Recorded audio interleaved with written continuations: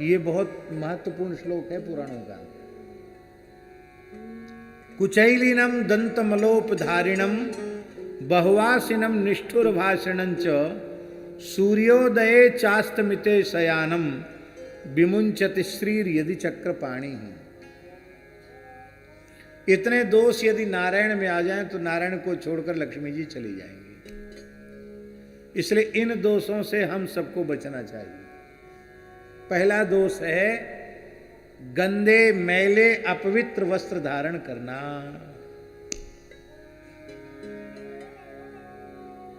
गंदे कपड़े पहनने वाले के पास लक्ष्मी जी नहीं रहती। एकदम साफ स्वच्छ पवित्र वस्त्र धारण करके रहना चाहिए। लोग वही कपड़ा पहन के मलमूत्र त्याग आदि करते रहेंगे और वही कपड़ा पहन के मंदिरों में जाते रहेंगे, उसी कपड़ा पहन के सब जगह घूमेंगे। नहीं, भोजन कर लेते हैं। जब व्यक्ति मल का त्याग करता है, उसमें एक वैज्ञानिक पद्धति है महाराज।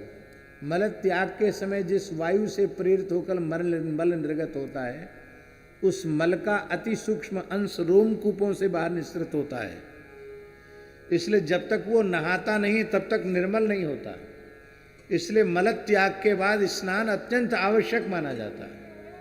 आलस में कई बार कहते हमने कमर से डाल दिया। कमर से क्या डाल दिया भले आदमी, प्रत्येक रोमकूप से मल निर्गत होता है। स्नान से ही शुद्धि होती है।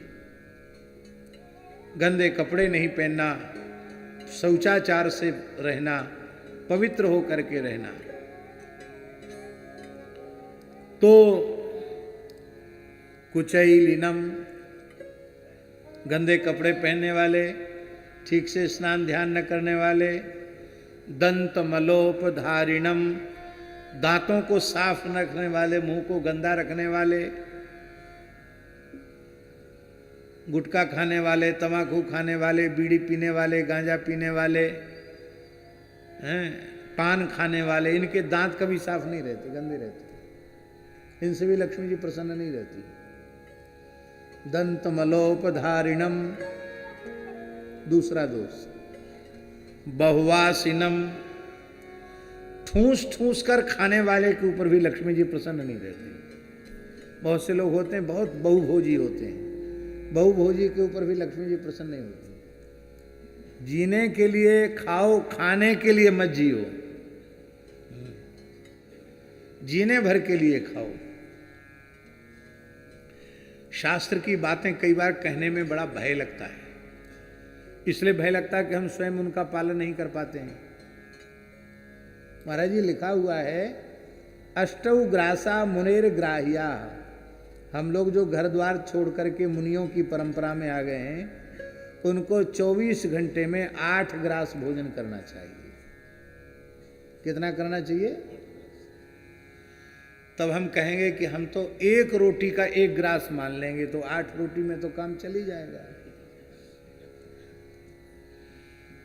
तो हमारे जैसे लोग कहीं बुद्धि न लगा दें, इसके लिए ऋषियों ने और आगे नियम कठोर किया। आंवला का फल देखा कितना बड़ा होता है,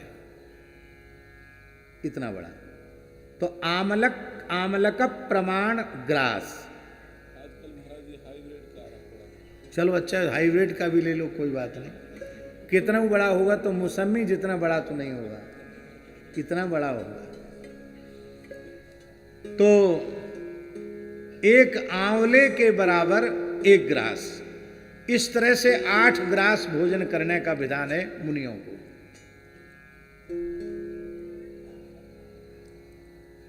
बालकों को यथेच्छ भोजन, जितना पेट भर जाए उतना खाएं। बालकों को मना नहीं है, महात्मा बन गए हैं उनके लिए है। हम लोग कहते हैं पाते पाते छूटे शरीर तब मिले हैं सिया रघुवीर। अरे भाई, पाते पाते छूटे शरीर, क्या पाते पाते? लड़ुआ कचौड़ी खाते खाते शरीर छूटे तो तब मिले हैं सिया रघुवीर। श्री सीताराम नाम रस सुधा को पीते पीते, इसका आस्वादन करते करते शरीर छूटेगा, तब मिले हैं सिया रघुवीर। लड़ुआ कचौड़ी खा के मरने वाले को सिया रघुवीर नहीं मिलेंगे। बहुवासिनम, उसके ऊपर भी लक्ष्मी जी नाराज होती हैं। दूसरा एक दोष, निष्ठुर भाषिणंच, निष्ठुर भाषी,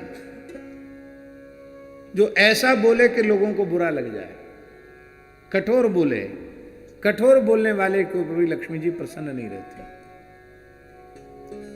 आखिरी दोष, सूर्योदय और सूर्यास्त के समय जो सोता है उसके ऊपर भी लक्ष्मी जी प्रसन्न नहीं रहती।